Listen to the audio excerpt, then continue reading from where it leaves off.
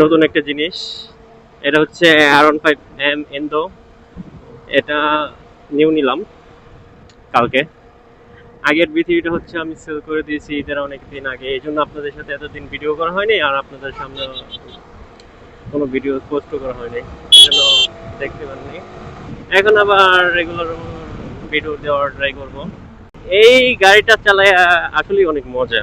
আগে এটা হচ্ছে R15M ইন্দোনেশিয়া যেটা, ওইটা বর্তমান মার্কেট প্রাইস আছে হচ্ছে 7.5 লাখ টাকার মতো। আগের ইন্দোটা হচ্ছে আপনার একটু প্রাইভেট করতো, যেটা ভিতরি ইন্দো ছিল ওইটা প্রাইভেট করতো, কিন্তু এটা ওই প্রাইভেট প্রবলেমটা নাই।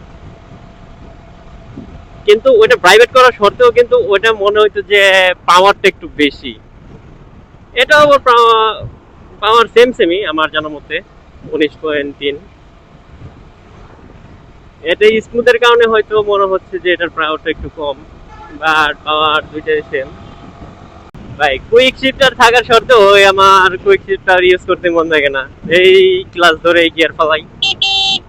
আসলে বাংলাদেশে কুইক শিফটারটা অতটা প্রয়োজন পড়ে না, বাংলাদেশের রাস্তা যে কন্ডিশন। ভাবছিলাম একটা টপ দিব, কিন্তু টপ দেওয়ার মতো রাস্তা পাইলাম না, ফাঁকা রোড পাইলাম না। এখন যাচ্ছি শপে।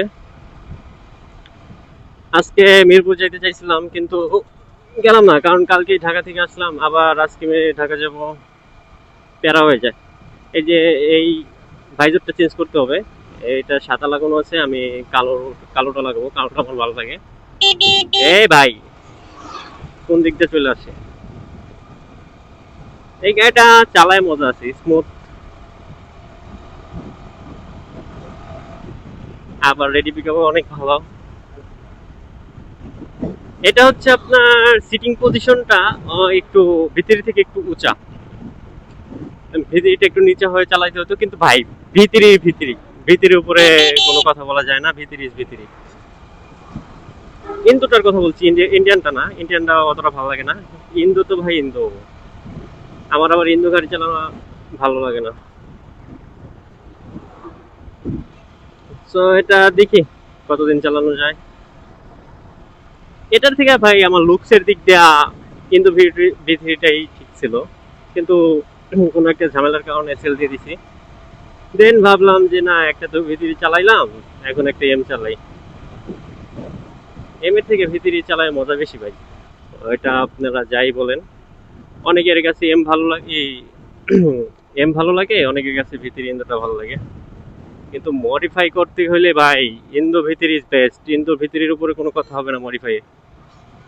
যা লুকস হয় ওইটা, আর ওইটা হচ্ছে পাতলা গাড়ি, এটা থেকে এটা একটু ভার, ওইটা পাতলা একটু চিকন চাকন, এটা একটু মোটা আর বড়। সেই ক্ষেত্রে ওইটা হচ্ছে চালায় মজা বেশি। কন্ট্রোলিং এর দিক দিয়ে যা বলেন আপনি, যেভাবে মন চায় ওইটা চালায় এটা থেকে অনেকটাই বেটার, কিন্তু এটা ফিচার বেশি, ওই ফিচারগুলো বাংলাদেশের রাস্তায় ভাই কোনো কাজের না। এই ফিচার ফিচার করে কোনো লাভ নাই। এবিএস আছে, এবিএস একটা কাজ যেটা ইন্দো ভিত্তিতে এবিএসটা নাই, কিন্তু সবার ভাই এবিএস লাগে না।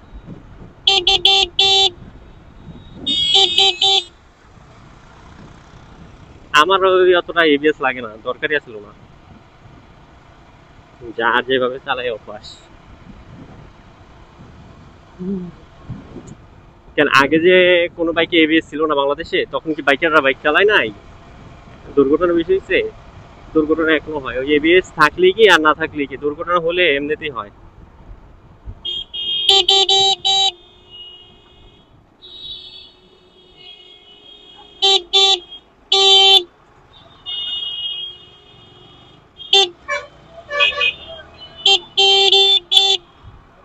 যাইতে দিব না রে ভাই।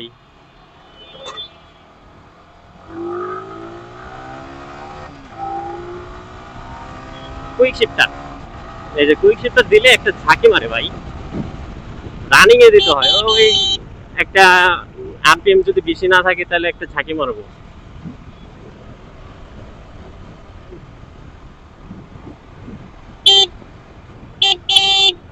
মার্কেটের কাছাকাছি এসে পড়ছি। And এটা নিয়ে ট্যুর দেওয়ার প্ল্যান আছে। আগেরটা তো নিয়ে খুব বেশি একটা ট্যুর দিতে পারি নাই, ওটা একটু ঝামেলা ছিল। এটা নিয়ে ট্যুর মোড দেওয়ার ইচ্ছা আছে, টুকটাক মডিফাই করব আস্তে আস্তে। এটা আবার খুব বেশি মডিফাই করলে অতটা সুন্দর লাগে না, এই জন্য খুব একটা মডিফাই করবো না, ছোটখাটো কিছু চেঞ্জিং করব। ভাই যে গরম, অবস্থা কাহিনী এই গরমে। মানে কেমনে ট্যুর দেয়, কেমনে ঘোরাঘুরি করে কে জানে।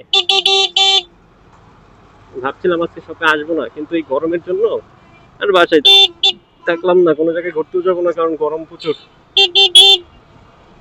এখন শপে বসে বসে ভাববো যে কি করব।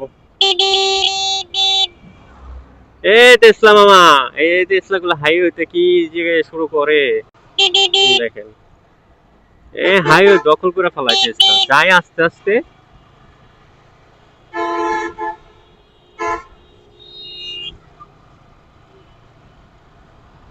উফ ভাই গরম প্রচুর, শপে যে বসতে হবে।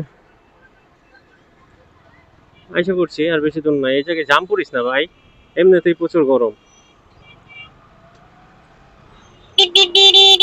টেসলার লিগে ঢোকা পারুম না, মনে হয় না।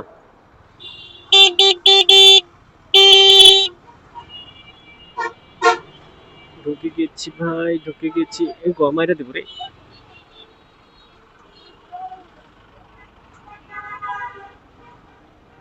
এদিক দিয়ে ঢুকতে পারলাম না। গাড়ি ওরা লোকাল বাস ওই দিক দিয়েও ঢোকা যাইবো না, কি অবস্থা করে রাখে ওরা। এদিক আটকে রাখছে, এদিক আটকে রাখছে। দিমো একটা বোকা।